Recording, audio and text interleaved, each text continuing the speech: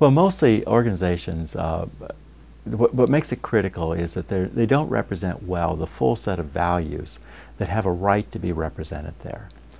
When we think about organizations, we also often think of them as private economic entities, particularly when we think of the profit-making sector, the corporate sector of these things.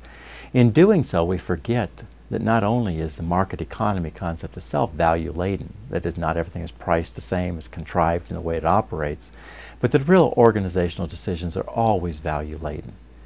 The question, if we assume that they are value-laden, that these are choices based in value systems, then the question comes is whose values ought to be represented and in what way should they be represented?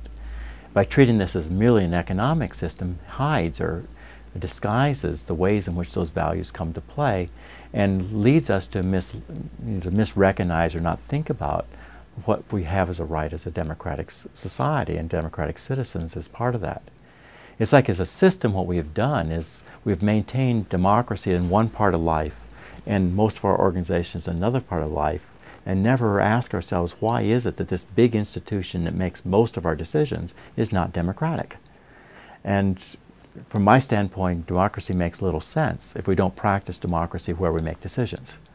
And so what we're doing here is trying to say, let's think about ourselves as a democratic society and look at the notion of work, making products, making services, distributing income themselves as important activities that happen in a democracy.